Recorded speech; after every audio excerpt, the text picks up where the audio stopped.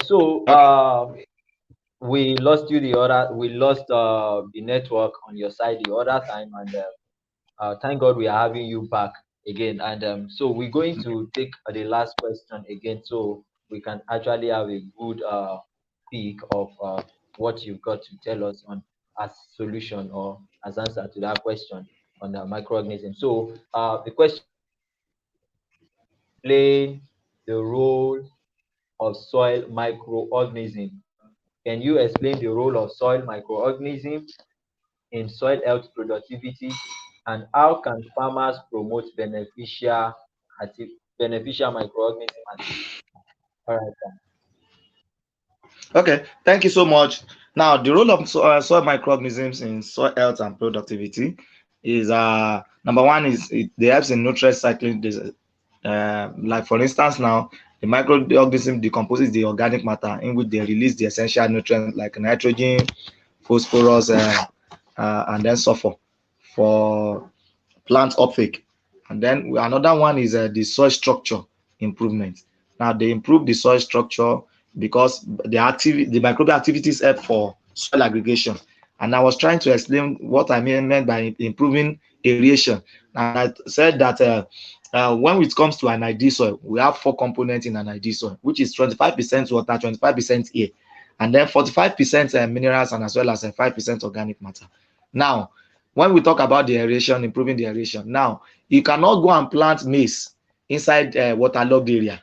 Now, the reason why is that it will not survive, it will not do it, because there's no exchange of gases between the atmosphere and as well as the root of the plant. So now the soil structure, improving aeration and water retention is very important. We have organic matter decomposition because they break down the complex organic materials. It's from the organic materials that decomposition occurs through the influence of moisture and as well as temperature that give rise after decomposition to organic materials and matters. So we have the biological pest control, we have the soil pH regulation, we have the carbon sequestration. Now, under this carbon sequestration, when that was what I said that the microbial activities helps to sequestrate carbon in the soil, mitigating the climate change effect. Now, how the farmers can promote these beneficial microbial activities? Now, one, application of organic amendments. And what are these organic amendments? We'll be talking about adding manure, adding compost, in order to boost the microbial population. Number two is to reduce tillage. I've discussed all these things before, so I may just brush them through. Uh, just go now. Reduce Yes. tillage, and then in order to minimize the soil disturbance, to preserve the microbial habitat, and to promote a healthy soil structure. Now, use of cover crops too. Yeah, by planting cover crops increases the organic matter and provide food for the soil microorganisms. This is an aspect of a soil microbiologist. Now, crop rotation control also is also very important. They helps in nutrient cycling. Mulching, avoiding chemical inputs. In fact, avoiding chemical inputs will reducing the use of synthetic fertilizer and pesticide will help in maintaining a healthy microbial community. And then soil testing, water management, we can help the farmers to promote beneficial microbial activities. Wow. Thank you so much, sir. Thank you. Thank you so much, sir. You're welcome. Yes, sir. Now let's quickly go to the next question. It says, how do agroecology practices and permaculture principles. Okay, how do agroecological practices and permaculture principles contribute to sustainable soil management? I think we may need to break Easy. some terms down for our farmers. How do agroecological practices and permaculture principles contribute to sustainable soil management, sir? Okay. Agroecologic practices and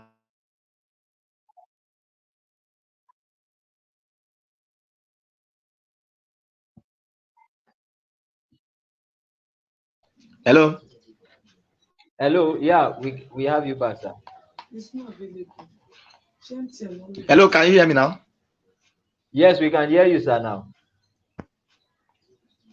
Hello. Hello, we can hear you, sir. We can hear you, sir. Okay. Now, can you repeat the question again, sir? All right. How do agroecological practices and permaculture practices contribute to sustainable soil management? Okay. Now, when we talk about agroecological practices, now, Yes, sir. these are the practices that is being done in different agroecological uh, station. Let Zones. me use that Okay. word. Now, zones, yes. Now, for instance, now in the northern part of the country, now northern agroecological whatever. Now, the way the principles that they use there, most of it, the time that they have the problem of rainfall, they practice more of irrigation. Now, but for us in the southwest where we have more of a rainfall, now we have to look at a way of reducing erosion. Erosion is one of the problem that always affects our soil, in the sense that now if your soil is not being covered, the problem of detachment is liable to occur. So now, Okay. apart from that, again, now mulching is very important in order not to expose the soil, because those are the ways in which you can use now, and it's still all buttress on the cover cropping, the reduced tillage. Now, so we have to minimize the erosion of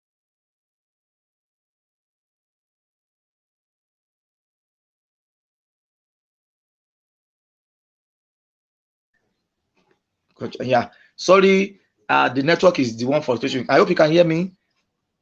Yeah, we can hear you, sir. We can hear you, sir. Hello. Hello. Hello, we can hear you, sir. Can we then go to the next question, sir? Okay. Yes, sir. Let's go to the next one. All right. Now, in what ways can sustainable soil health management? Okay, we are coming close now. In what ways can sustainable soil health management help farmers adapt to climate change and its impact on agriculture? In what way can sustainable soil health management help farmers adapt to climate change and its impact on agriculture? By enhancing the nutrient cycling. Now, what is the benefit of it is to sustain practice by increasing the nutrient availability, allowing crops to thrive under variable conditions. Now, and this practice can still boils down to crop rotation, cover cropping, Okay. by improving the nutrient cycling. Now, by improving the soil structure and water retention. So, the Okay. techniques such as reducing tillage and organic matter addition will enhance the soil structure. Carbon sequestration, erosion Wow. prevention, pest and disease resistance, adaptation to temperature extremes. Because this practice, the organic amendment and mulching maintain soil moisture and temperature stability.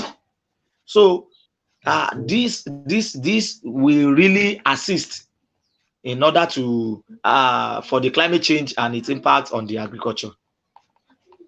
Yeah. All right.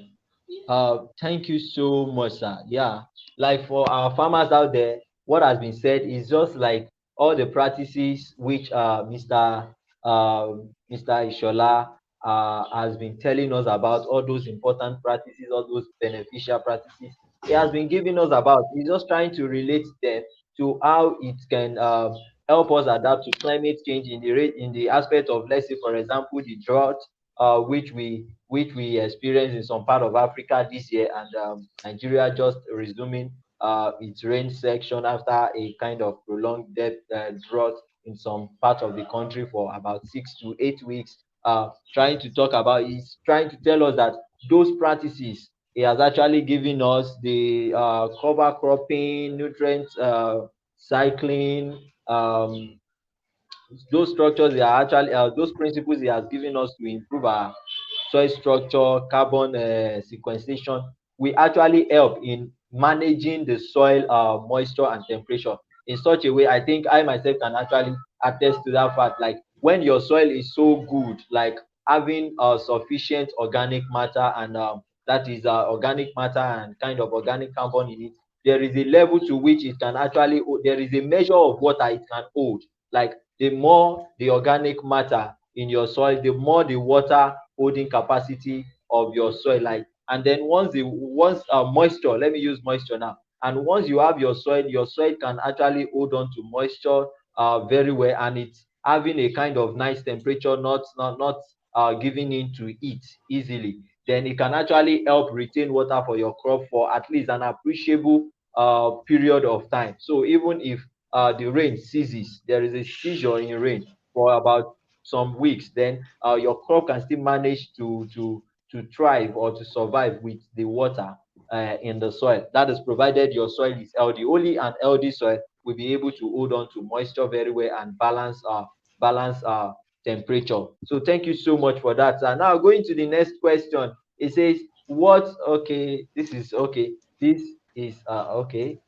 Oh, this is actually going to the we looking onto the part of the government. And I say, what role do government policies play in promoting sustainable health practices, and how can farmer access support from this initiative?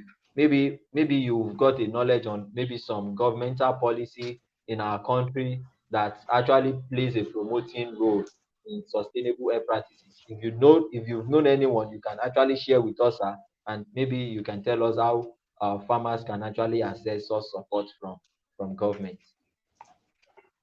Okay. Thank you so much. Yes. One of the roles of the government, in which I think, in order the policies to play in promoting sustainable soil, is by financial incentives. If government can give financial incentives, it will be very important. And I think farmers has been trying by providing fertilizer, but more fertilizer they have been providing is the synthetic one. So by providing subsidies or grants to farmers who adopt sustainable practices will help, like organic farming and conservation tillage will help. And then we're educating and training programs like the one that IAR&T in Ibadan always do, more plantation. We have different research institutes that does education and then development, uh, like Forestry Research Institute of Nigeria also does, National Horticultural Research Institute, NIHOT at edition, they also do. And then government can also provide technical assistance, uh, like offering advisory services through agricultural extension programs. It's just so unfortunate that we don't really have agricultural extension programs more in Nigeria. Now, for instance, now the extensionists are supposed to go into the farm, meet with the farmers, and then let the farmers know what, ask from the farmers what are the problems and challenges, and come back to meet the scientists in the lab, in the research institutes, and then take it back to them, the solution. So and then collaboration with NGOs, non-governmental organizations, is very also important, in which I think those are the little I can think of at the moment. And I All know right. Oyo Thank you so State much. government is also, Oyo State government, I think they are also sharing some things like that. All right, sir. Thank you so much, sir. Now to the next question. We are almost getting to the end of the discussion. Uh, okay, let's go to this. It says, how can technology such as precision agriculture or soil sensors enhance soil health management practice? How can technology such as Mm. precision agriculture or soil sensors enhance soil health management practices? Okay. When we are talking about precision agriculture, there's no how you not talk about data-driven decision. Okay. Data-driven decision, precision agriculture uses data analytics to inform farming practices by collecting data on soil conditions, uh, and then on crop health, and then on weather patterns. Farmers can make informed decisions that optimize input and enhance soil health. Now, for instance, now again, of late, I noticed that NIMET, they also brought out that okay, there won't be rain for some time, and then by 18th of this month, rain will start again. In which by 19th rain started, and then they told us that by November or thereabout, the rain will cease. So it is very, and then we have targeted input application, we have variable rate technology, and then most of the time is because we don't usually make use of all these things in Nigeria. So we have the soil sensors that like irrigation management, nutrient management, in which the sensor can detect the nutrient level in the soil, and then the sensor can detect the irrigation, the level of water in the soil. So moisture sensors we have, and then the use of drones and area imagery like getting the mapping of the field, and then getting the crop health monitoring. Uh, what else again? I think those are the things a I've little bit I actually know mentioned about that important. aspect. All right, sir. Uh, Thank you. Thank you so much. Thank you so much. Thank you so mm, much, sir. So, all right, sir. Thank you for the response to that last question. Now going to the next question. We just have a few questions to the end of the program. So, going to the next questions, it says, what metrics or benchmarks should farmers use to measure the success of their soil health management efforts? What are the metrics and okay. benchmarks that a farmer can use to measure the success of their soil health management efforts, sir?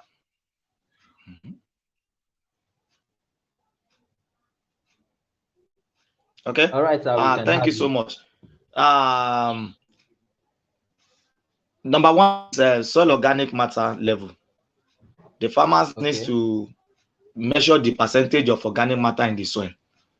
The aim for for some of us that are in academics, when we see range of organic matter, we can solely tell you that there's a normal organic matter in the soil, there's moderate, and then there's high, and there's low. We'll be able to tell you. Now they need to monitor the pH also, because the moment the soil is tending towards acidic, it's dangerous. It's dangerous. And then they need to test for the nutrients, most especially nitrogen, phosphorus, potassium, and the micronutrients. They are very important. The cations, they are very important. So you can use soil test results to compare against the recommended level for the specific crops. We have crop specific, we have soil specific, we have soil to crop specific. So, and then we have to assess the soil texture, science it and clay percentage, and the structure, the aggregate of the soil. So there are benchmarks. And then the microbial activities, the microbial biomass also is very important. They help in soil respiration rates and enzyme activities. So they increase the microbial activities that indicates improved soil health. So you need to test for how quick water enters into the soil too. So water infiltration, we need to get it also right. Now we need to do infiltration rate and saturated hydraulic conductivity. That is there. And then we need to monitor the soil moisture level. We need to monitor the moisture level. We need to track the crop yield, the quality and the quantity over time. We need to Mm, track it. What happened last year? What happened this year? What happened? So we'll be able to take precision of what is going to happen next year. And then we need to monitor the weed and the pest population and their impact on the crop. Now, the moment mm, you start seeing that grasses start growing against the broad leaves, you should know that that soil is tending towards degrading. Broad leaves is an okay. also indicator of fertility. So those are the ones. And then we need to check for to analyze for cost versus the crop revenue cost. If I'm Mm, spending more this year and I'm getting a little revenue, you should know that there is problem, which means the soil may be fertile and not be productive. There is problem. Thank you. mm. Oh, thank you so much. Thank you so much. I love that. I pick that. I pick that. I need to note it down.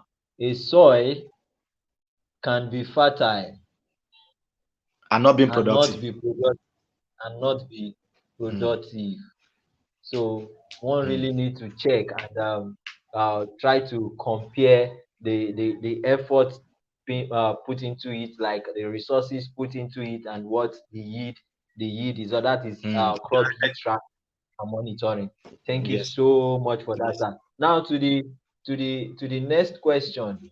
It says, how important is community engagement and knowledge sharing among farmers in promoting sustainable soil practices? Yes, sir. Okay. Yeah, farmers can learn from each other's success and then challenges. They gain practical insights that may not be available in formal education. It may not be available online. No, so they can gain from each other like that, and then they can engage in their friends that will foster a sense of community and trust. Because most of the time, if you go to meet the farmers at times, they will tell you that this is the way they have been doing it. And if you are bringing a new technology, you must do it and let them see it. Because by the time you are not doing it and you are not allowing them to see it, they will never adopt the new technology from you. So community engagement also allows farmers to tap into the local knowledge about soil types, climate conditions. In fact, at times when with our ability that we with carbon sequestration and the ozone layer depletion issue, so some of our farmers they may even think it's the gods they have offended that did not allow them to see rain. The gods are So angry. So that one also it can be so by the time there is a community engagement, we'll be able to tell them that it's as a result of the trees there you are falling every time. That is the reason why you are not seeing rain. So community engagement is very, very important. Knowledge sharing will facilitate and disseminate information to them. And then community engagement, okay, often leads to the organization of training sections and workshops, calling them to come for programs in research institutes so that they will be able to know and learn new things and some other things that they need to know. Engaging with a diverse group of farmers allow for the exchange of cultural practices and traditional knowledge that can enhance their soil management. I was talking about the indigenous knowledge the other time, and then I was able yeah. to explain some things that our forefathers have been using as an indicators of soil health. I think with this few point of mine, I've been able to discuss how important the community engagement and knowledge sharing among farmers is promoting sustainable soil practices. Yes, sir. You've been able. Your points are not few, sir. You've been able to convince us, and you've never confused us. We are convinced, sir. Mm, Even that part you mentioned, yes. because we are going on to the last question now on the show. It's been a wonderful Okay. time on the show with you. A wonderful discussion. Before we go to the last question, what you mentioned while answering the previous question, talking about most of our activities on the land, and then the impact of the negative implications of most of our activities on the land, which we are seeing, and we are just taking it as if the gods are hungry with us. That actually made me Yes. remember So. one of my experiences in a community in the northern parts there. So when I got there, they were like, they have some crops they don't cultivate. Like when they cultivate those crops in that Mm, particular village, that it doesn't do well. And I was like, okay, mm, if that should be the case, I really want to. So they were like not even in a particular community, not even a particular crop. Most of the crops they don't cultivate. They believe the mm, gods are hungry with them. They were like, okay, because there have been so much killings like in the land. So mm, the bloods of the yeah. innocent one shed are always crying for revenge. So they cannot even farm in their own land. Mm, They go to the neighboring communities imagine. to beg for land to farm, to To rent fa- land to farm. And and they go very far away because they believe whatsoever they do in their own land will not do well. Though it may come about, it's not going to be that productive. So I stepped in. I could remember I was able to get a soil sensor, a soil detector then, Okay. which I use in actually checking some of the parameters then. And I was able to, from the soil pH, I was able to see that the soil is so acidic. The soil is so acidic, and when soil is acidic, some of the nutrients may be available in the soil, but they will not be accessible to the crop like that. So from there, I got to know. So I was like, okay, since I'm going to plant next year, let me use this late season to prepare the land. Then I started some treatment, some amendment of the soil, and also maybe adding organic manure to the soil and a whole lot of things. Then the little, just a little tillage. So when it was the following season, when I was to cultivate, I just did zero tillage. That is a zero tillage. We just, since the Okay. grass, the plant, the vegetation on the land was not so high, so we just did a zero tillage. We planted, and at the end of the day, when we were bringing our stuffs out from the bush there, the people staying very close on the part that leads out of the bush, they were asking, "Where are you coming with these stuffs?" Then I told them, "We are coming from the farm." They were like, "Is it from that your small farm you were able to get this?" At the end of the day, they end up This saying, man. this Yoruba man has come to use Yoruba juju in our land to produce." Then Yeah. I had to gather, I I had to speak with one of them, which happens to be my acquaintance. He gave me the land. So we're able to gather the villagers in the market square and actually educate them. And I told them, Yeah. we work with them. You can also do it. So the next Mm. season, we were able to gather a few number of them that believe we can do it. So we raised some farm in the community, and we did it. And that was how most of them started returning back to their land and start using it, trying to amend things. So most of the times, what we experience are not actually maybe outside the world. They are just as a result of our actions, or we doing something wrong or not doing something we ought to do. So we should always try to check Yeah. and check. That reminds me. So in Yes. order not to take much of our time, because I know I still have a funny experience too. Because we also have to share experience Mm. with farmers. Like, let me even make the farmers, those that are viewing us, those that are with us on this talk show, this discussion, get to know that we have actually been together. I could remember there was a time I actually sent a soil test sample across to you, Okay. then to just Mm. check, and then to give your like, to help check the Advice. results and give your advice on it based on the fact that it's your feed, and then to actually give the advice. And one of the so obvious condition was that the soil was so acidic. I think the soil was around maybe Mm. 4.5 or thereabout pH, so Mm. acidic. And it was like, even if we end up adding some kind of general fertilizer, we may still not get the result, and just wasting our resources looking at the presence, the absence of, or the low quantity of some other nutrients. And I'm telling you, in that same environment, in that same community, which happens to be some part of Ogun State in Nigeria, let me just mention it because these are real life issues, so that people get to know that we are talking about, we are not just being theoretical, we're talking about practical issue. And that same state, in another town, not so far from that same location, we still got a test result from a lab test result for a land in that area too. And we discovered that that same land is also acidic. So also acidic, I think about 4.5, or within that range of 4 to 5. And from there we can see that the pH range of that location, or maybe that part of the state, is somehow acidic. And people don't really always go for soil tests. So they just, when they plant and things are not doing well, they just believe, oh, maybe they just look for some other excuses or some other causes to actually relate it to, not knowing that this is actually not knowing the real cause. And so it is best, just as you have said, that farmers carry out tests. They carry out soil tests. We know it may not be easily available outside there, but take the effort. Look for where to get your soil tested. Get your soil tested. At least some of these, yeah, okay. Some of these, we should never underlook the importance of soil tests, because without soil tests, we wouldn't have known this, and we would just have been doing the wrong thing. Maybe applying blanket fertilizer application, and at the end of the day, we still not get the result. So it makes some farmers say, oh, Yeah. they work.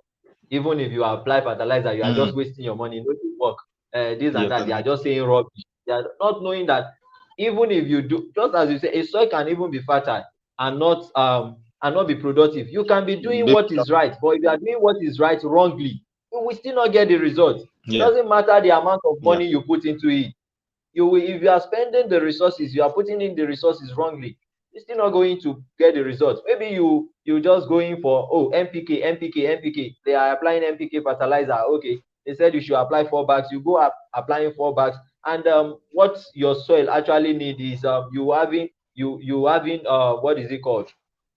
It's the nitrogen you having so low. Why, instead of going for NPK, maybe you could have gone for potassium nitrate. And in the case of soil acidity, you would have looked into liming.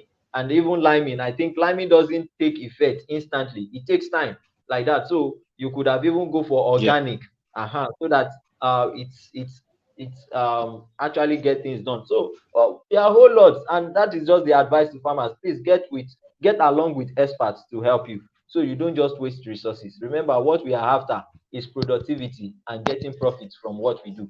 Now, Mm. Mr. Ishola, thank you so much. We are going to the last question now. And once we're done with that, Okay. that is the last question for this talk show. I hope we are still going to have you some other time, because even from your answer to the first question, I knew there are things we will still need to maybe discuss, like when you're talking about the physical. I'm trying to do a recap before we have the last question, talking about some of the tests, some of the benchmarks, and some of the things farmers can look into to know if their soil is healthy or not. And you still relate to them in actually getting to know if they are doing well in their soil health management. Now, to the last question, it says, what future trends do you see in sustainable health management, and how can farmers prepare for these changes? What future trends do you see in sustainable soil health management, and how can farmers prepare for this? Okay. Yes, sir. One of the future trends in sustainable soil health management is by increasing the use of technology. Now, Okay. adoption of precision agricultural tools, soil sensors, and data analytics will become more widespread. And then, in Okay. preparation of that, farmers should invest in training on these technologies Mm. and consider partnership with maybe tech providers to enhance their understanding and implementation of this. For instance, now, if by the time they do all the analysis, the soil test and everything, they don't know how to interpret it, it becomes a problem for them. And then another one is that they'll be focused on soil biodiversity. There'll be greater emphasis on promoting soil biodiversity as a key component of soil health. So farmers can diversify into crop rotation, integrate cover crops, and minimize chemical input to support diverse microbial communities. So, and then climate smart agriculture also. So practice that enhance resilience of climate change, such as agroforestry and conservation agriculture, they will gain prominence. And then, so I will employ the farmers, they should adopt practices that improve soil structure, water retention, helping them to adapt to climate variability. And then government also policy and regulatory changes. For instance, our government may implement stricter regulations on soil degradation and insensitivity of sustainable practices. So staying informed about government policies will help. The changes and actively participating in advocacy can help farmers align with new regulations and access potential fundings in which the government are bringing out. And then there's another one that is coming out now in which everybody is getting used, which is artificial intelligence. Artificial intelligence. So AI will play a role in analyzing soil data and predicting outcomes, optimizing management practices. So familiarizing the farmers or farmers familiarizing themselves with AIs tools and platforms can help farmers to make a data-driven decision. So now, how can farmers get prepared? Can prepare. Number one is to educate and train. Go for trainings, educate themselves, engage in continuous learning through workshop, online courses for those that are learned, and then community programs like the one you went to go and do in the north, like the ones they always come and do with us at a research institute, colleges and universities. And then regularly test your soil health. They need to test their soil health regularly to understand the current condition, and they make information decision about amendments and practices. So, and then networking is very important. Build relationship with other farmers, agronomists, and organizations to share knowledge and resources. For instance, now when vitamin A cassava came, the knowledge was shared. And then there is a cassava now, I think, that came out sometimes ago, and that cassava in which you can boil it and eat it. You can even pound it and eat it like a pounded yam. So there are a lot of informations that can gather, and then there are some cassava that grows within 6 to 8 months. You harvest them and you process them, or you sell them immediately. So you need information. There was a time again that we have a sweet corn. After then, I have an organ that came out and developed another one called super sweet corn. There was a time there was a breakthrough also on 2-month variety of a maize. Now there was one I heard that is not in the general in the public now, which is 1 month the breakthrough of maize. So it is very important to do networking, to share knowledge, and then we have to stay informed at all time. Keep up with trends and research in sustainable agriculture to adapt practices accordingly. So it is very, very, and then we can incorporate diverse cropping systems like cover crops. I keep on shouting these things since morning. Use of cover crops to improve our soil health. Use of intercropping. Use of agroforestry, whereby, and then it is not always advisable to deforest. Deforestation is not good. It's not good. So those are the ways I think the farmers can prepare themselves for this. Thank you so much. Thank you so much. It has been a wonderful time once again on this show. Thank you so much. And in addition to the last answer which you gave to us, your last response, while we wrap up the show, is there any advice or your goodwill messages you would like to pass across to farmer as we end the talk show today, sir? Okay. Thank you so much. The advice I want to give to the farmers is that it is always advisable for us to do soil tests. There's a program called soil testing program before you start so that you will not be wasting money and wasting effort. It is always advisable to do soil testing. Blanket application of fertilizer, blanket application of fertilizer is not good. Don't just go and carry NPK 15, 15 every year and be putting it on the number one. You are polluting the underground soil by doing that, and it is not always advisable. So to our farmers, both learned and the ones that are not learned, and it is always advisable for us to engage those that knows more than us, and let us have a mind of receiving. Now, if somebody can practicalize something for you and for you to see, it is more advisable that you just be doing indigenous knowledge that may no longer work anymore. For instance, now in a situation whereby you notice that that soil is dark and you believe that it is the presence of organic matter, it may not be the presence of organic matter. It may be as a result of excess sodium in the soil. It may be as a result that that place was burnt. So a lot of advice is there outside there, and then you can visit research institutions for you to know the breakthroughs they are having, and for you to get. Now, I was reading something yesterday. I realized that Federal University of Technology Akure, they had a breakthrough in tomato, big tomato, In fact, in which I'm even planning also to go down there and get the seed, and then let me come and try it here in Ibadan. So things like that will help us, and then we'll be able to have a sustainable soil health. And in organic agriculture, there's something we always talk about, not only about the health of the soil, we have to consider the health of human being, the health of animal, and the ecosystem. Thank you so much for having me. Thank you so much, Mr. Ishola Oluwashina. Thank you. You've blessed us this morning. That is just the word I can really blessed us this morning. I know we are loaded with it. Thank you for the solutions you've given to us. Thank you for the enlightenment. Thank you for the time. Thank you for the advices. We actually appreciate you. And I believe when we do call you again on this program, you will be delightful to actually have our invitation honored. Thank you so much. By Regards to your family, regards to everyone. Bye. you.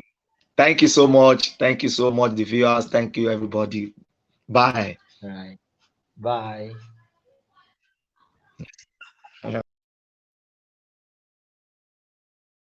So, farmers out there, thank you for actually tuning in, and thank you for joining us on this discussion. It has been a very great one, a very great one. And just to know, at Agro Optimizer, we are actually here for you. Um, um, our existence is just because of you. We exist because of you. We have come into existence because of you, to help you with what you need to actually get the best from farming, to actually get the best from your investment in agriculture, in food production. And also we are also a contributor in the fight against global hunger. We are also a contributor in the fight for global food security, and an eco-friendly, using an eco-friendly practices. We are actually strong advocate of sustainable crop production practices, crop production certification practices. And in terms of technology, in terms of knowledge, in terms of machines, that's mechanization and human resource, which you may be needing to actually have your goal achieved in agriculture. We are there for you. All you just need is just to come with us. Let's speak. Let's reason, and we'll be able to actually bring out how our collaborative efforts can bring the best for you, for us, and for the world in general. Thank you for tuning in. I remain your humble host, Stephen Okwola, the CEO founder of Agro Optimizer. Till I meet you again, if you've got any question, please drop in the comment section. We attend to them. For now, bye.